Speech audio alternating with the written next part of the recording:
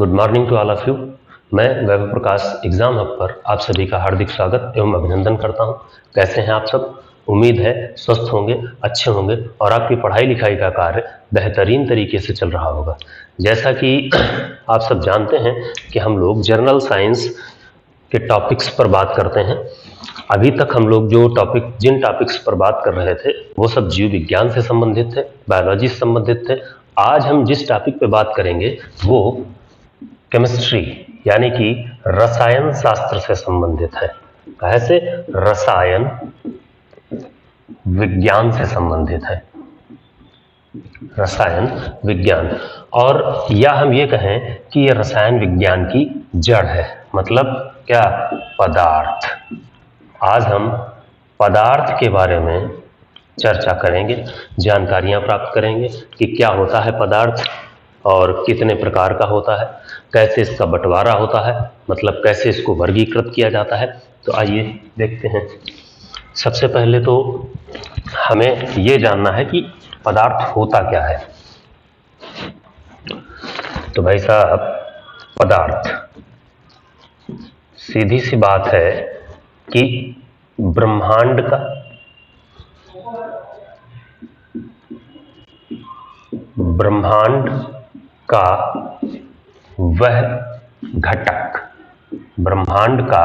वह घटक जो स्थान घेरता है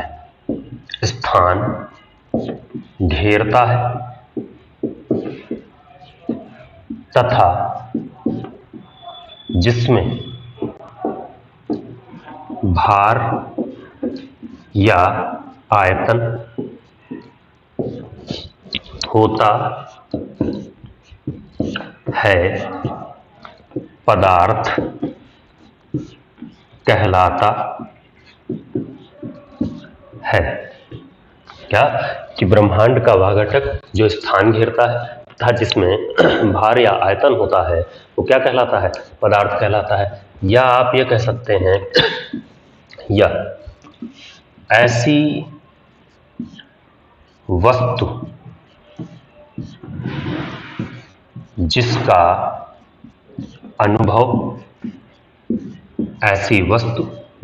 अनुभव हम अपने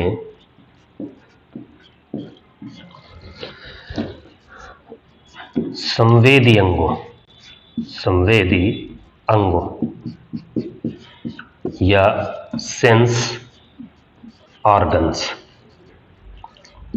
से कर सकते हैं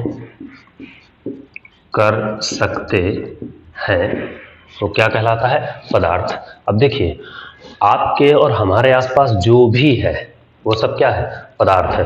जैसे कलम है, पदार्थ है। ये बोर्ड पदार्थ है। मेरे सामने कैमरा है, पदार्थ है। टेबल पदार्थ है। और यहाँ तक कि जो इस कमरे में एयर भरी है, हवा भरी है, वो भी क्या है? पदार्थ है। अब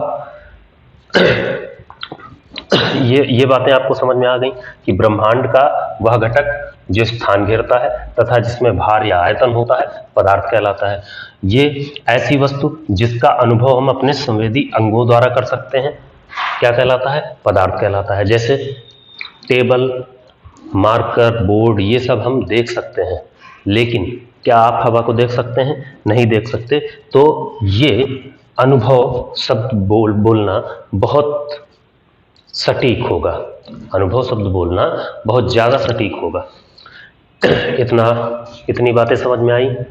अब हम बात करते हैं कि पदार्थ का वर्गीकरण।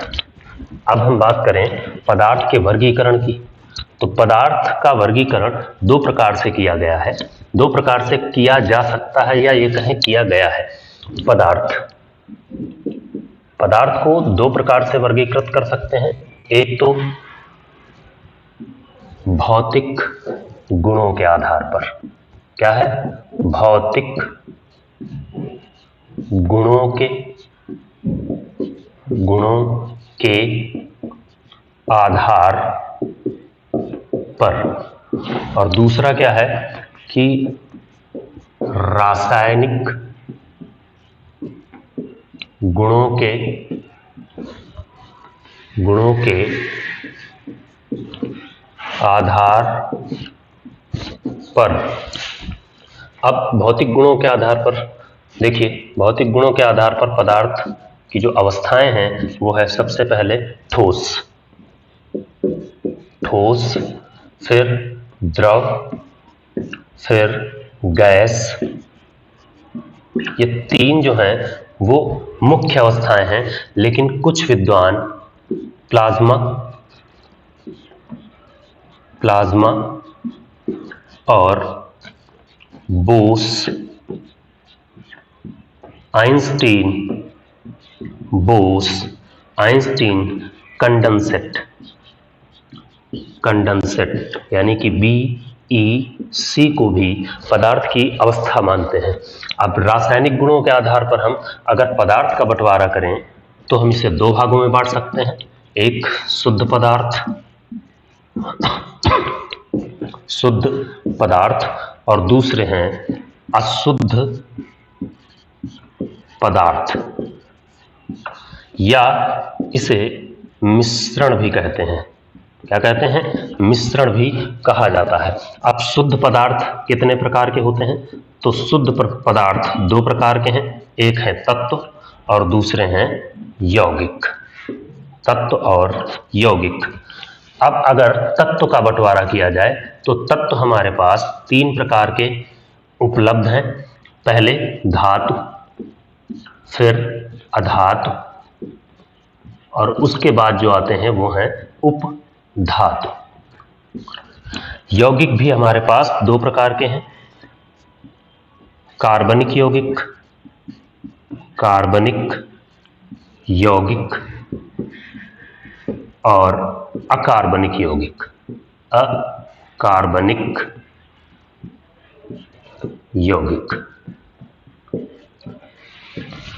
अब अगर अशुद्ध पदार्थ की बात की जाए यानी कि मिश्रण की बात की जाए तो ये दो प्रकार के हैं, समांगी मिश्रण, समांगी मिश्रण, और विषमांगी मिश्रण। ये है पदार्थ का बंटवारा भौतिक गुणों के आधार पर और रासायनिक गुणों के आधार पर। ठीक, अब देखते हैं कि हम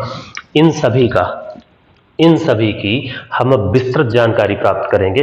तो आइए सबसे पहले हम भौतिक गुणों के आधार पर पदार्थ की अवस्थाओं के बारे में, या पदार्थ का जो भौतिक वर्गीकरण है उस आधार पर पहले हम पदार्थ के बारे में जानने का प्रयास करें।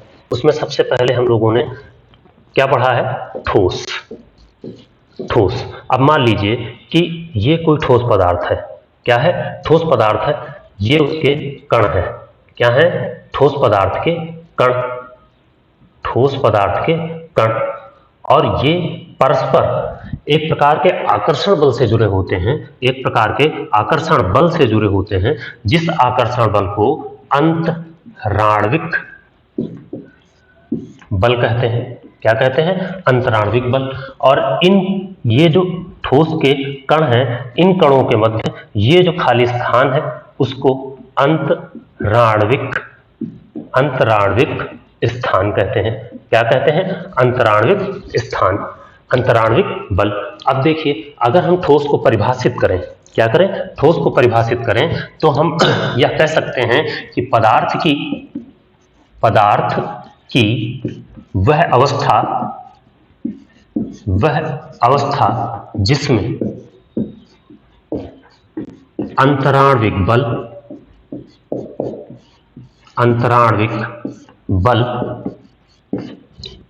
अत्यंत प्रबल होते हैं, अत्यंत प्रबल होते हैं। क्या कहलाती है? अत्यंत प्रबल होते हैं, तथा जिनमें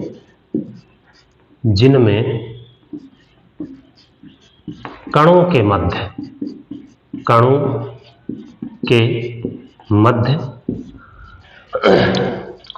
स्थान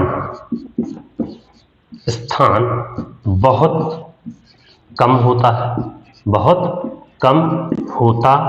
है, तो वह प्रावस्था क्या कहलाएगी? ठोस कहलाती है। ठोस कहलाती है। अब ठोस में दूसरा पॉइंट जो है वो क्या है कि इनका आकार, ठोस का आकार तथा आयतन, ठोस का आकार तथा आयतन दोनों निश्चित होते हैं। क्या होते हैं? निश्चित होते हैं। बात समझ में आ गई? बात समझ में आ गई? एग्जाम्पल के तौर पर लकड़ी का टुकड़ा, लकड़ी, सोना, मेज, कुर्सी आदि, ये सब क्या है? ठोस पदार्थ हैं। मतलब पदार्थ की वह अवस्था जिसमें अंतराण्विक बल अत्यंत प्रबल होते हैं, इतने ज्यादा प्रबल कि कणों को परस्पर जोड़े रखते हैं, तथा जिनमें कणों के मध्य जो स्थान पाया जाता है, कणों के मध्य जो अंतराण्विक स्थान पाया जाता है, वो बिल्कुल ना के बराबर होता है। उस प्रावस्था को क्या कहेंगे? ठोस कहेंगे। इतनी बातें क्लियर? अब उसके बाद जो दूसरी प्रावस्था है, जो पदार्थ की दूसरी प्रावस्था है, यानी कि द्रव, द्रव के बारे में चर्चा करते हैं। देखिए द्रव क्या है? दूसरी प्रावस्था है हमारी द्रव। क्या है? द्रव। अब द्रव के लिए मान लीजिए ये कोई द्रव पदार्थ है। क्या है? द्रव पदार्थ। इसमें क्या होगा कि जो इसके कण हैं, इनके कणों के बीच जो अंतराण्विक स्थान है वो ठोस से थोड़ा अधिक, ये हो गया भाई द्रव। अब ये है द्रव के कण। क्या है? कण। और ये अणु जो कण जो परस्पर जुड़े हैं वो किस बल से? अंतराण्विक बल, अंतराण्विक बल। और ये जो इन कणों के बीच का स्थान है इसको अंतराण्विक स्थान कहेंगे। क्या कहेंगे? अंतराण्विक स्थान। अब अगर हम इसे परिभाषित करें तो क्या लिखेंगे कि पदार्थ की वह अवस्था, पदार्थ की वह अवस्था जिसमें कणों के मध्य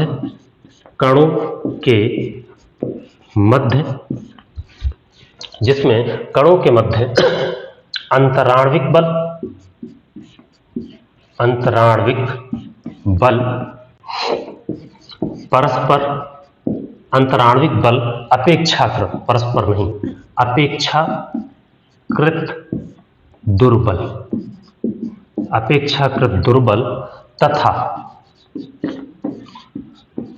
अंतराण्विक स्थान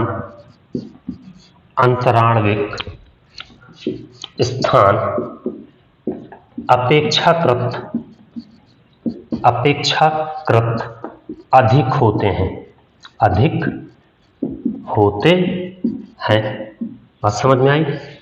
मतलब पदार्थ की वह अवस्था जिसमें कणों के बीच जो अंतराण्विक बल है वो अपेक्षाकृत दुर्बल, अपेक्षाकृत दुर्बल का मतलब है कि ठोस से दुर्बल। ठोस में जो होते हैं वो प्रबल बल पाए जाते हैं, और द्रव के कणों के बीच जो अंतराण्विक बल होता है वो थोड़ा सा दुर्बल होता है। परंतु इनके जो कण हैं, कणों के बीच जो स्थान है वो ठोस की अपेक्षा अधिक होता है। दूसरी बात क्या है कि इनका आकार अनिश्चित होता है। इनका आकार अनिश्चित होता है। क्या आप पानी का आकार बता सकते हैं? पानी का बता सकते हैं? या आप दूध का आकार बता सकते हैं? नहीं बता सकते, क्योंकि ये जिस पात्र में होते हैं उसी पात्र की आकृति ग्रहण कर लेते हैं। आप अगर दूध को लोटे में रखिए तो लोटे जैसा नजर आएगा, गिलास में डाल दीजिए गिलास जैसा नजर आएगा, या अगर आप उसको भगोने में डाल दीजिए तो भगोने की आकृति ग्रहण कर लेगा। लेकिन परंतु क्या है कि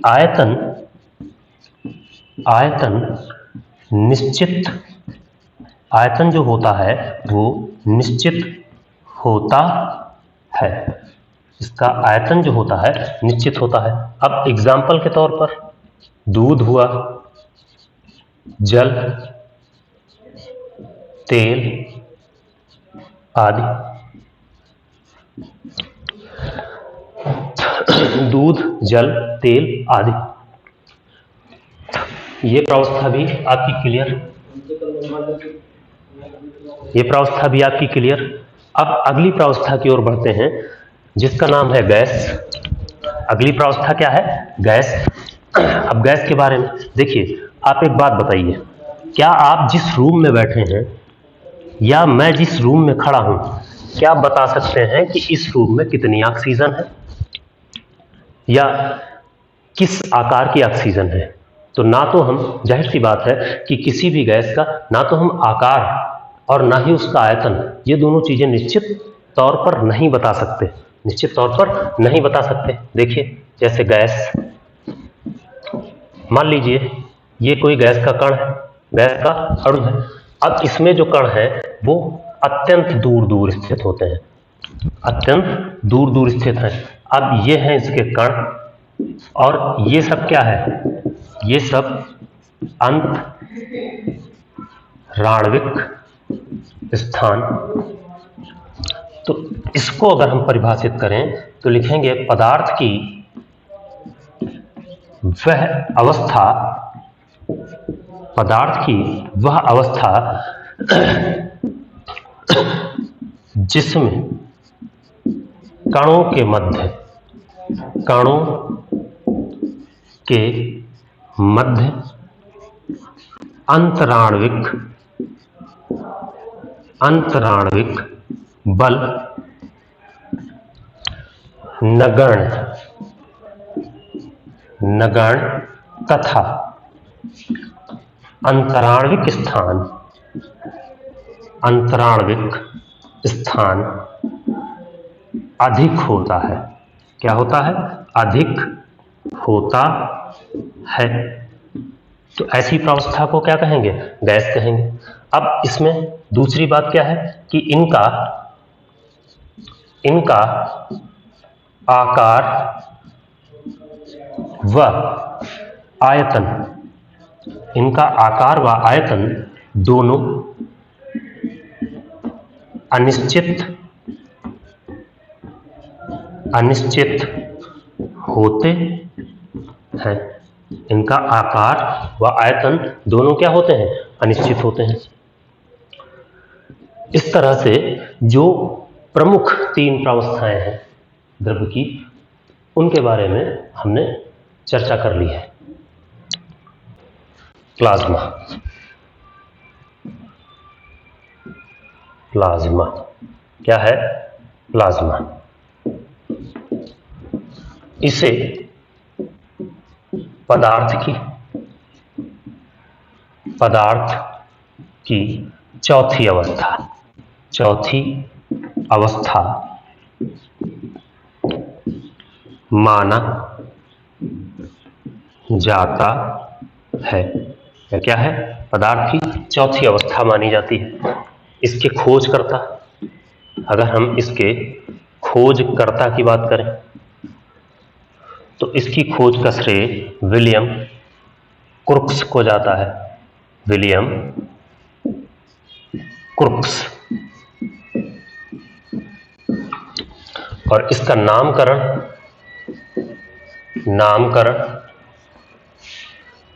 लैंगमुइर नामक साइंटिस्ट ने किया था। खोजकर्ता कौन है?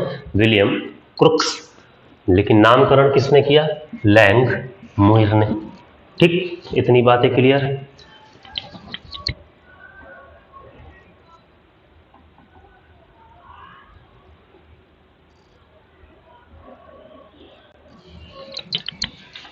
अब होता क्या है प्लाज्मा कि जब किसी गैस को, क्या है कि जब किसी गैस को उच्च ताप पर, गैस को बहुत उच्च ताप पर, बहुत उच्च ताप पर गर्म करते हैं। जब किसी गैस को बहुत उच्च ताप पर गर्म करते हैं तो उसके परमाणु, तो उसके जो परमाणु हैं, उसके परमाणु इलेक्ट्रॉन त्याग कर इलेक्ट्रॉन त्याग कर, इलेक्ट्रॉन उसके परमाणु क्या है कि इलेक्ट्रॉन त्याग कर आयनित गैस का रूप ले लेते हैं। काहे का रूप ले लेते हैं? आयनित गैस का रूप ले लेते हैं।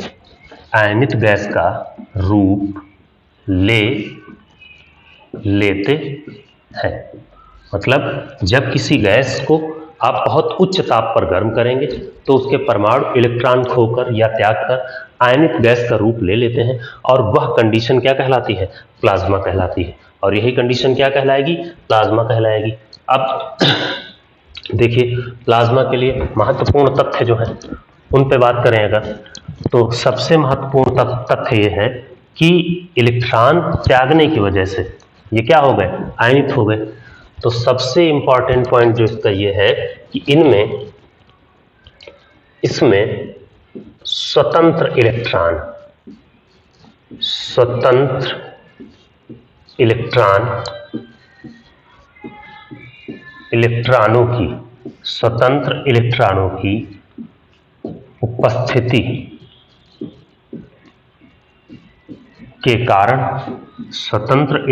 की उपस्थिति के कारण विद्युत की सुचालक होती है। यह अवस्था क्या है कि इनमें स्वतंत्र इलेक्ट्रॉन उपस्थित होते हैं जिसके कारण क्या है कि यह विद्युत की सुचालक है। और अगली बात, इसे चुंबकीय क्षेत्र भी प्रभावित करता है। इसे चुंबकीय क्षेत्र क्या करेगा? प्रभावित करेगा। इसे चुंबकीय क्षेत्र प्रभावित करता है। क्या करता है? चुंबकीय क्षेत्र भी इसको प्रभावित करता है। मतलब इसमें स्वतंत्र इलेक्ट्रॉन है, तो जब स्वतंत्र इलेक्ट्रॉन है तो जाहिर सी बात है कि धनावेशित कण भी होंगे जिसके कारण क्या होता है कि ये विद्युत की सुचालक होती है और इस पर क्या है? चुंबकीय क्षेत्र का प्रभाव भी पड़ता है। और तीसरी बात जो है कि ब्रह्मांड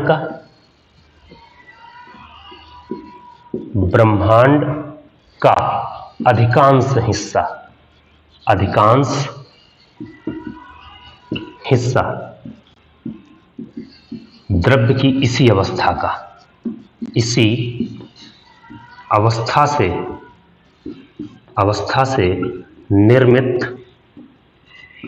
अवस्था से क्या होता है? निर्मित होता है।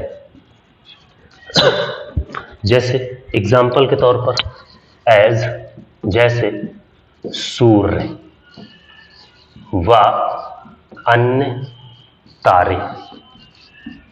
सूर्य है, सूर्य भी क्या है? अत्यधिक उच्च ताप पर है।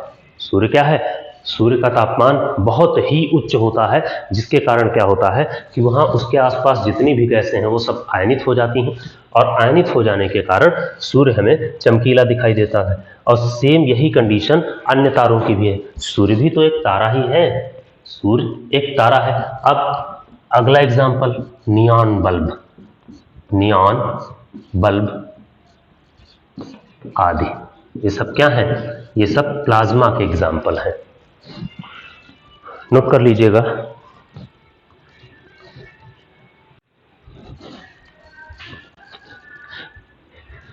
इतनी बातें क्लियर है।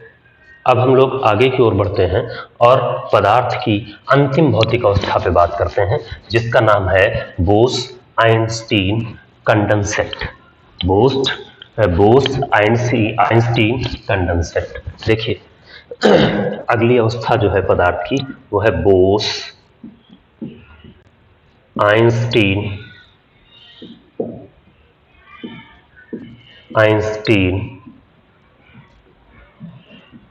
कंडेंसेट, जिसको हम BEC कहते हैं। क्या है? Bose-Einstein condensate.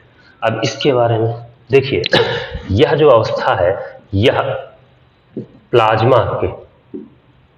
प्लाज्मा के बिल्कुल अपोजिट, बिल्कुल विपरीत की स्थिति है, बिल्कुल विपरीत की स्थिति है। क्या है? प्लाज्मा के बिल्कुल विपरीत की स्थिति। ठीक, क्या है? प्लाज्मा के बिल्कुल विपरीत की स्थिति है। साल 1920 एक भारतीय वैज्ञानिक सत्येंद्र नाथ बोस, कौन? साल था 1920 और एक भारतीय वैज्ञानिक सत्येंद्र नाथ बोस ने क्वांटम सांख्यिकी,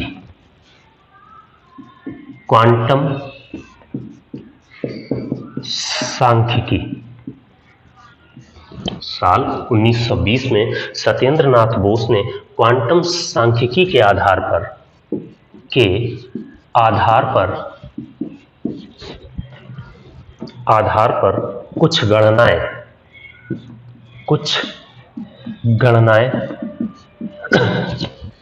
कुछ क्वांटम सांख्यिकी के आधार पर कुछ गणनाएं प्राप्त की और इन्हें अल्बर्ट आइंस्टीन, नाम सुने हैं? बहुत सुने होंगे। अल्बर्ट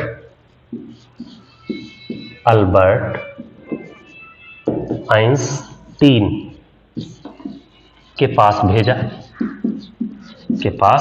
भेजा, जिसके बाद क्या हुआ कि अल्बर्ट आइंस्टीन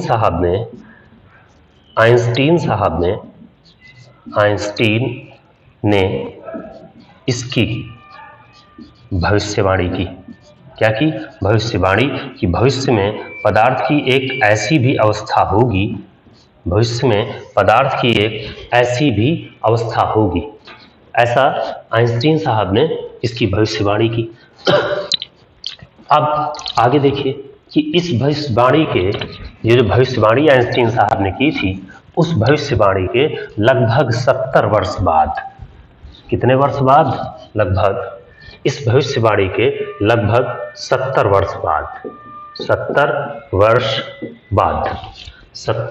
वर्ष बाद एक वैज्ञानिक थे, साल था 1995, एक वैज्ञानिक जिनका नाम है एरिक कॉर्नेल, एक वैज्ञानिक जिनका नाम क्या है? Eric Cornell. उन्होंने एरिक कॉर्नेल, साल था 1995, मतलब जब आइंस्टीन ने इस अवस्था की भविष्यवाणी की थी, उस अवस्था के 70 साल बाद साल 1995 में अमेरिकी वैज्ञानिक एरिक कॉर्नेल और उनके सहयोगी थे कार्ल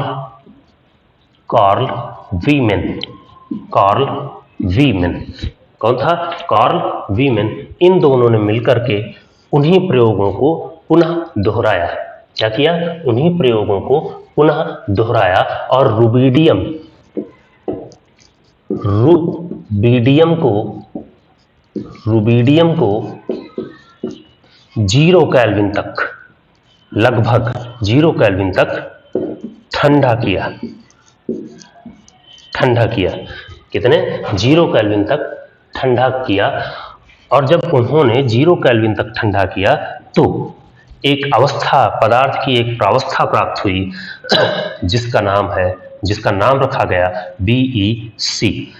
और इस कारनामे के लिए एरिक कॉर्नेल और उनके सहयोगियों को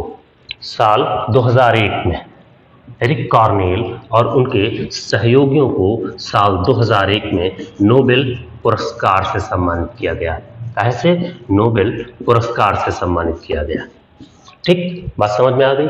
मतलब 70 वर्ष बाद जब आइंस्टीन ने इसकी भविष्यवाणी की थी, उस भविष्यवाणी के लगभग 70 वर्ष के बाद साल 1995 में एरिक कॉर्नेल और उनके सहयोगी कार्ल वीमैन ने क्या किया? रुबिडियम को लगभग 0 केल्विन तक, या हम ये कहें -273.15 डिग्री सेंटीग्रेड टेम्परेचर तक ठंडा किया, जिससे उनको वही मिला जिसकी भविष्यवाणी कभी अल्बर्ट आइंस्टीन और सत्येंद्रनाथ बोस ने की थी, और उन्हीं के नाम पर इसका नाम क्या, बोस आइंस्टीन कंडेंसेट रखा गया, जिसके लिए एरिक कॉर्नेल और कार्ल न्यूमैन को संयुक्त रूप से 2001 में नोबेल पुरस्कार से सम्मानित किया गया। इतनी बातें क्लियर हैं? अब देखिए, अब अगर मान लीजिए बीईसी की डेफिनेशन आपसे कोई पूछे, बीईसी को परिभाषित कैसे करेंगे, तो आप क्या लिखेंगे? देखिए, तब आपको लिखना है, जब किसी कम घनत्व वाली गैस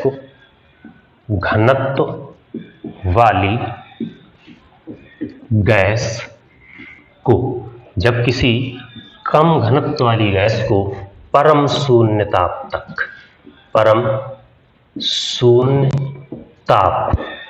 यानी कि -273.15 डिग्री सेंटीग्रेड या 0 केल्विन, परम शून्य को लगभग परम शून्य ताप तक, लगभग क्या, परम शून्य ताप तक ठंडा किया जाता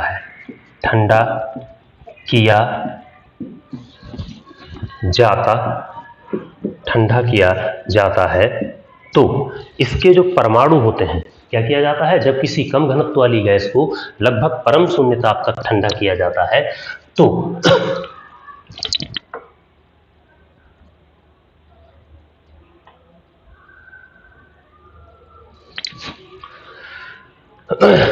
जब किसी कम घनत्व वाली गैस को लगभग परम शून्य ताप तक ठंडा किया जाता है, तो इसके परमाणु अपना अस्तित्व खो देते हैं,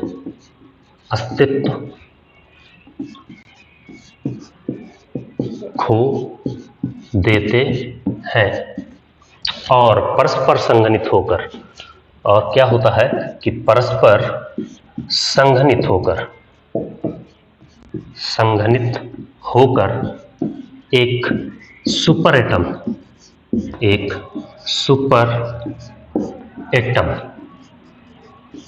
का निर्माण करते हैं, और यही सुपर एटम क्या कहलाता है, बीईसी, मतलब Bose Einstein condensate, super atom का निर्माण करते हैं, और यही सुपर एटम जो है वो क्या कहलाता है, बोस आइंस्टीन कंडेंसेट।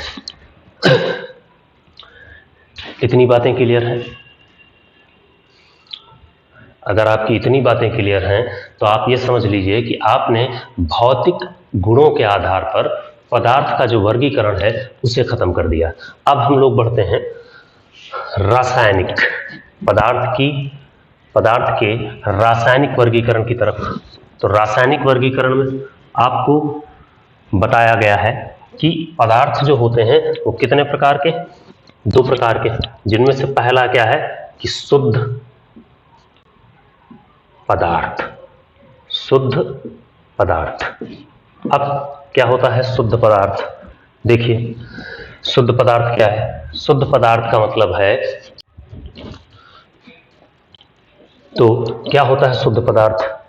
शुद्ध पदार्थ क्या होता है? तो शुद्ध पदार्थ है कि ऐसे पदार्थ, शुद्ध पदार्थ को जो डिफाइन कर सकते हैं जिस तरीके से, वो यह है कि ऐसे पदार्थ जो एक ही प्रकार के, ऐसे पदार्थ जो एक ही प्रकार के कणों, या आप ये कह सकते हैं परमाणुओं, जो एक ही प्रकार के कणों या परमाणुओं से मिलकर बने होते हैं,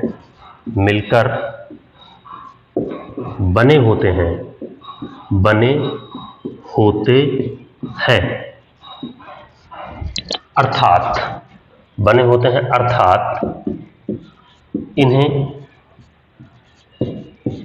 किसी भी भौतिक विधि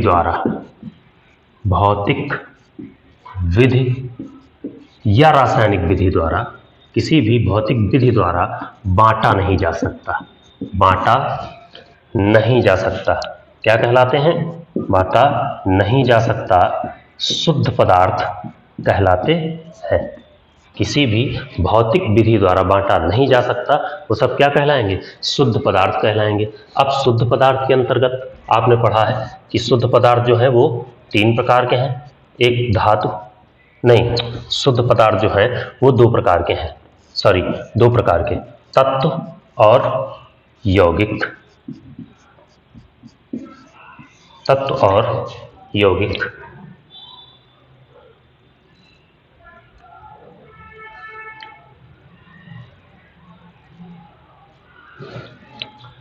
तत्व और यौगिक। अब हम बात करें तत्व की, तो क्या होता है तत्व? आइए देखते हैं। देखिए, आपको ये तो जानकारी होगी कि अब तक हमने कितने तत्वों की खोज कर ली है? 118 तत्वों की खोज कर ली है। कितने तत्वों की? 118 तत्व तक ज्ञात है। अब तत्व यानी कि एलिमेंट, एलिमेंट्स क्या होते हैं? एलिमेंट्स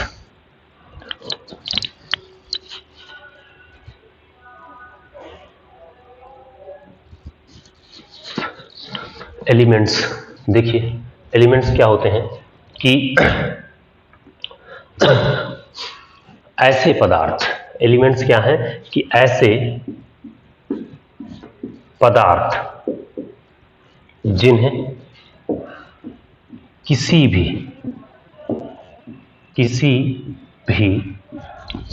रासायनिक या भौतिक प्रक्रम द्वारा, किसी भी रासायनिक या किसी भी रासायनिक या भौतिक प्रक्रम द्वारा, भौतिक प्रक्रम द्वारा सरल अणुओं में, सरल कणों में बांटा नहीं जा सकता। सरल कणों में क्या बांटा नहीं जा सकता, नहीं जा सकता, क्या कहलाते हैं? तत्व कहलाते हैं। मतलब ऐसे पदार्थ जिन्हें किसी भी रासायनिक या भौतिक प्रक्रिया द्वारा या प्रक्रम द्वारा सरल पदार्थों में या सरल कणों में बांटा नहीं जा सकता, क्या कहलाते हैं? तत्व कहलाते हैं। और ये जो होते हैं ये एक ही प्रकार के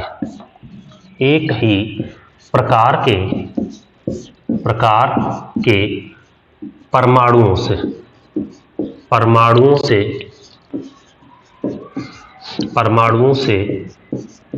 मिलकर, एक ही प्रकार के क्या?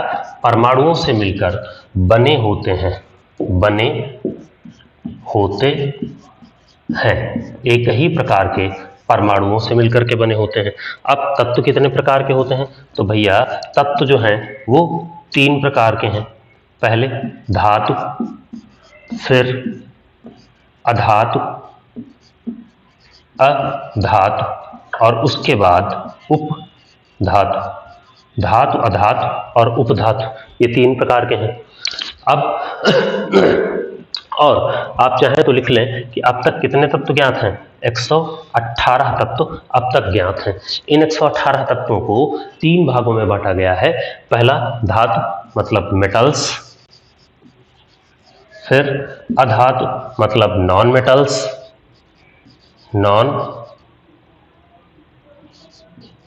मेटल्स और मेटलॉइड्स। इसको क्या कहते हैं? मेटलॉइड्स। अब हम लोग बात करते हैं धातु की। अब हम लोग बात करेंगे धातु की, तो देखिएगा, आइए अब हम लोग धातु पर चर्चा करते हैं। तो धातुएं क्या हैं? धातु, अब धातु क्या होता है कि वे तत्व जो इलेक्ट्रॉन त्याग कर धनायन बनाने की प्रवृत्ति रखते हैं,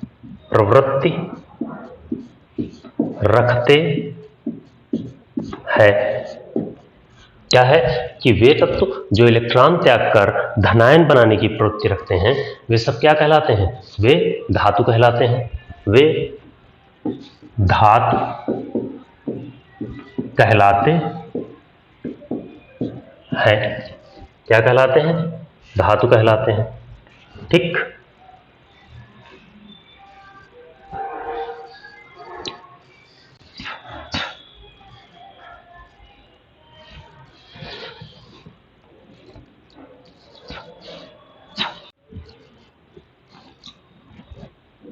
आइए देखते हैं। अब ये बात आपको समझ में आई कि वे तत्व जो इलेक्ट्रॉन त्याग कर धनायन बनाने की प्रवृत्ति रखते हैं वे धातु कहलाते हैं। जैसे देखिए Na सोडियम, अगर सोडियम इलेक्ट्रॉन का त्याग करता है तो Na+ बनता है। क्या बनता है? Na+। इसी तरह से एल्युमिनियम की बात करें, एल्युमिनियम भी 2 इलेक्ट्रॉन त्याग करके तीन इलेक्ट्रॉन त्याग करके Al++ बनाता है। अब एक बात आपको यहाँ पर यह समझनी होगी कि तत्व इलेक्ट्रॉन का त्याग या इलेक्ट्रॉन को ग्रहण क्यों करते हैं, ये आपको किसी अगली क्लास में हम आपको समझा देंगे, जहां आपको पढ़ाएंगे परमाणु संरचना। जब हम आपको परमाणु संरचना और आणविक बंध पढ़ाएंगे, आणविक बंध पर जब चर्चा करेंगे तब हम आपको ये बता देंगे कि कोई तत्व इलेक्ट्रॉन का त्याग या इलेक्ट्रॉन को ग्रहण क्यों करता है। ठीक। अब देखिए धातुओं में क्या होता है, अगर इनके गुणों की बात करें तो इनमें एक स्पेशल टाइप की चमक होती है। क्या होती है? चमक होती है। ये आघातवर्धनीय होती हैं। आघातवर्धनी मतलब इनको अगर पीटें तो हम इनकी चादर बना सकते हैं। क्या कर सकते हैं? चादर बना सकते हैं। ठीक। उसके बाद में अगला जो गुण आएगा इनमें वो है कि तन्यता। मतलब तन्यता का मतलब क्या है कि धातुओं के तार बनाए जा सकते हैं। उसके बाद इनमें चमक, आघातवर्धनीयता, तन्यता, ये प्रमुख रूप से इनके गुण हैं। उसके बाद अगला पॉइंट जो आपका आता है वो आता है अधातुओं का, मतलब अधातु। अब अधातु के बारे में देखिए कि धातुओं में आपने पढ़ा कि वे तत्व जो इलेक्ट्रॉन त्याग करके धनायन बनाने की प्रवृत्ति रखते हैं वो क्या कहलाते हैं? वो क्या कहलाते हैं भैया? जो इलेक्ट्रॉन त्याग कर धनायन बनाने की प्रवृत्ति रखते हैं वो धातु कहलाते हैं। तो अब अधातु की बात करें, अधातु तो अधातु में वह तत्व जो इलेक्ट्रॉन ग्रहण कर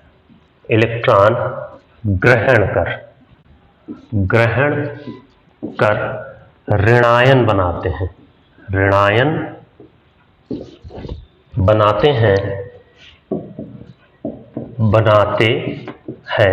वे सब क्या कहलाएंगे? अधातु कहलाएंगे।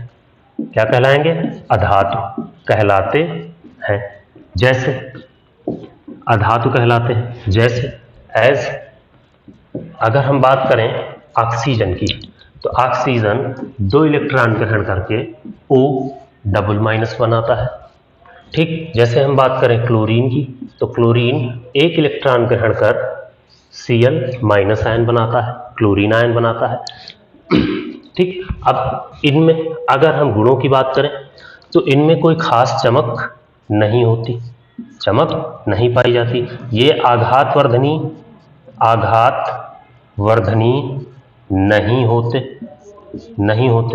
ये क्या होते हैं? भंगुर होते हैं, भंगुर। ठीक।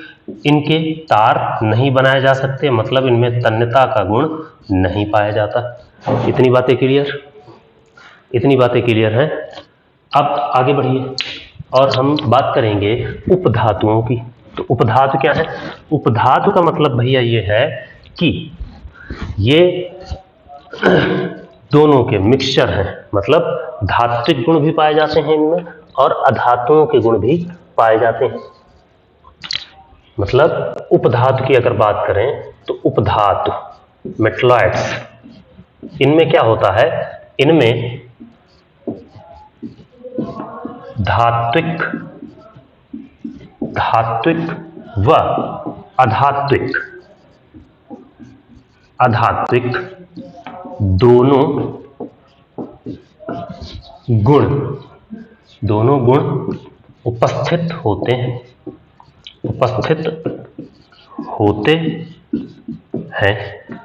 ठीक, बात समझ में आई? इनमें क्या है, धात्विक और अधात्विक दोनों गुण उपस्थित होते हैं। एज, जैसे सिलिकॉन, जैसे आर्सेनिक, क्या है, आर्सेनिक, जैसे सिलिकॉन, आर्सेनिक आदि। ठीक, बात समझ में आई? आर्सेनिक, सिलिकॉन आदि। अब उसके बाद आगे बढ़ते हुए हम लोग अब यौगिकों पे चर्चा करेंगे। काहे पे चर्चा करेंगे? यौगिक पे। देखिए, आपने पढ़ा कि तत्व जो है वो 2 प्रकार के होते हैं। तत्व कितने? 2 प्रकार के होते हैं। कौन कौन से?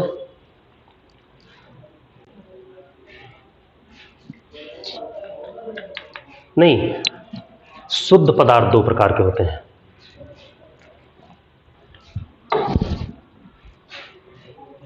आइए अब हम यौगिक के बारे में जानकारी प्राप्त करते हैं। काहे के बारे में? यौगिक के बारे में, यानी कि कंपाउंड। तो क्या होते हैं यौगिक? यौगिक कंपाउंड। यौगिक का मतलब है भैया कि जब 2 या 2 से अधिक तत्व, जब 2 या 2 से अधिक तत्व एक निश्चित अनुपात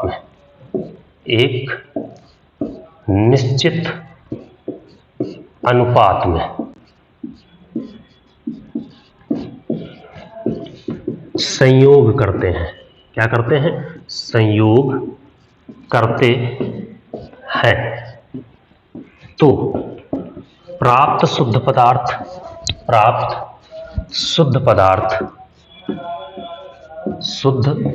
पदार्थ यौगिक कहलाता है। मतलब क्या है कि जब 2 या 2 से अधिक तत्व परस्पर एक निश्चित अनुपात में संयोग करते हैं तो प्राप्त तत्व जो होता है, प्राप्त शुद्ध पदार्थ जो होता है, वो क्या कहलाता है? यौगिक कहलाता है। अब यौगिक आपने पढ़े हैं 2 प्रकार के। यौगिक आपने क्या पढ़े हैं? 2 प्रकार के, कार्बनिक यौगिक, और दूसरा आपने पढ़ा अकार्बनिक यौगिक।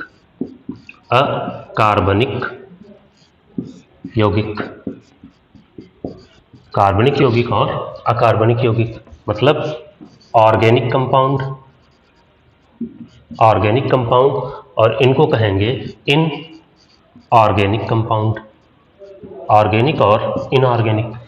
अब अगर हम ऑर्गेनिक कंपाउंड की बात करें, क्या ऑर्गेनिक कंपाउंड की बात करें, तो इनमें मुख्य रूप से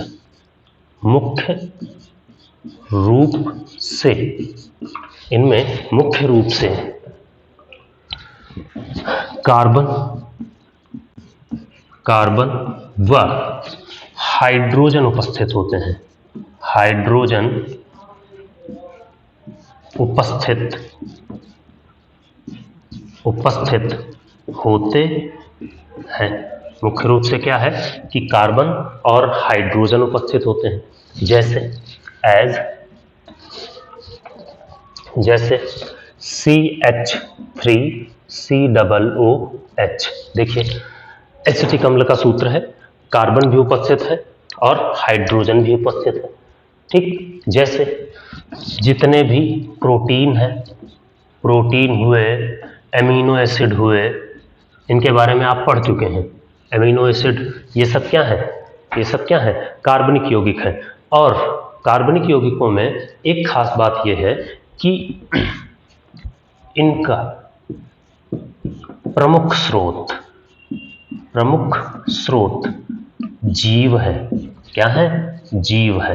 इनका प्रमुख स्रोत जीव है, मतलब ये जीवों में पाए जाते हैं। अब इनऑर्गेनिक की अगर बात करें तो इनऑर्गेनिक की अगर बात करें तो इनके जो प्रमुख स्रोत होते हैं, इनके प्रमुख स्रोत जो होते हैं वो खनिज और चट्टानें होती हैं। क्या है? इनऑर्गेनिक के प्रमुख स्रोत जो है वो खनिज और चट्टानें हैं। इनके प्रमुख स्रोत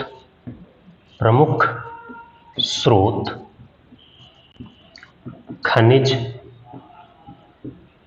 व चट्टानें होती हैं। मतलब ये कहाँ पाए जाते हैं? ये कहाँ से प्राप्त किए जा सकते हैं? चट्टानों से। चट्टानें होती हैं। और आगे अगर बात करें इसकी अकार्बनिक यौगिक की, तो इनमें कार्बन मुख्य घटक के रूप में नहीं होता। इनमें जो कार्बन है, इनमें कार्बन मुख्य घटक नहीं होता। इनमें जो कार्बन होता है वो मुख्य घटक के रूप में नहीं होता। जैसे H2SO4 सल्फ्यूरिक अम्ल, जैसे HCl हाइड्रोक्लोरिक अम्ल, ठीक, जैसे Na2SO4 सोडियम सल्फेट, जैसे NaCl सोडियम क्लोराइड। ये सब क्या है? अकार्बनिक यौगिक है।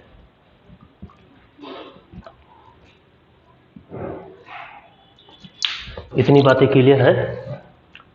इतनी बातें सभी की क्लियर? अगर क्लियर है तो अब हम लोग आगे बढ़ते हैं।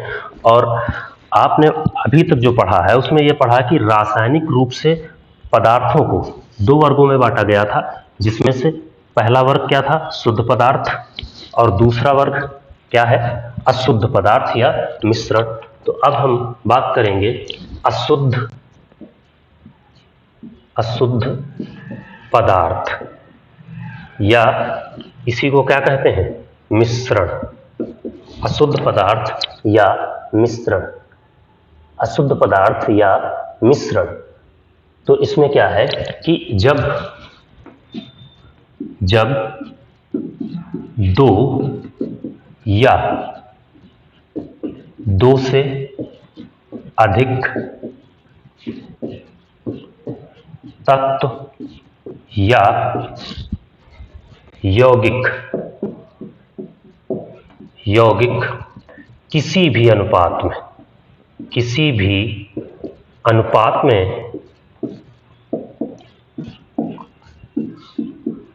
परस्पर मिलाए जाते हैं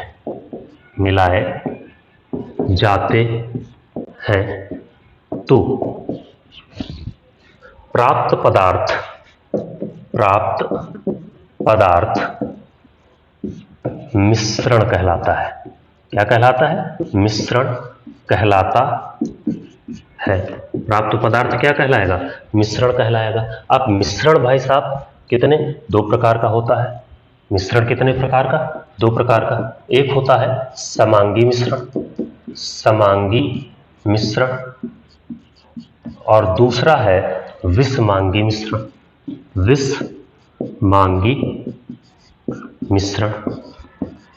समांगी मिश्रण क्या है? समांगी मिश्रण का मतलब यह है कि ये भाई जब मिश्रण आप बना रहे हैं तो क्या दो या दो से अधिक, मतलब उसके कम से कम दो घटक होंगे। जब सभी घटकों के कण समान रूप से वितरित हो, तो उसे क्या कहेंगे? समांगी मिश्रण। समान रूप से वितरित हो तो उसे क्या कहेंगे भैया? समांगी मिश्रण।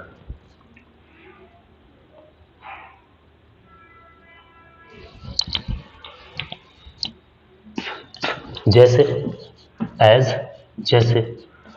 शरबत, मतलब चीनी प्लस जल का घोल। ये क्या है? समांगी मिश्रण है। ऐसा मिश्रण बनने के बाद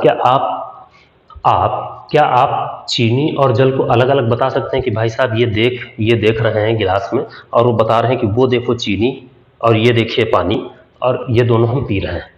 ऐसा नहीं कर सकते। ऐसी कंडीशन जब होती है तो ऐसे मिश्रण क्या कहलाते हैं? समांगी मिश्रण कहलाते हैं। क्या कहलाएंगे? समांगी मिश्रण।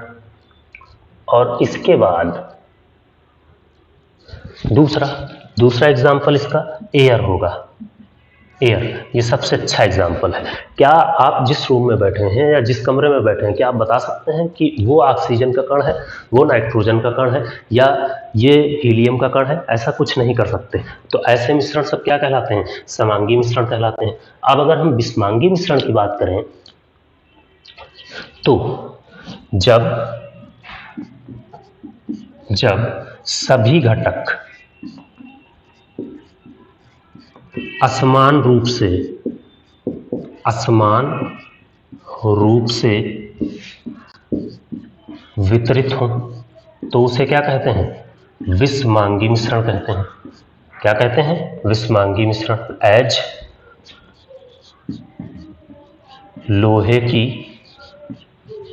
कील तथा रेत, लोहे की कील तथा रेत का मिश्रण।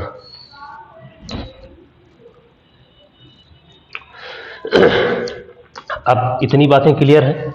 देखिए यहां तक हम लोगों ने पदार्थ का जितना भी वर्गीकरण था वो सब क्लियर कर लिया है, भौतिक गुणों के आधार पर भी और रासायनिक गुणों के आधार पर भी।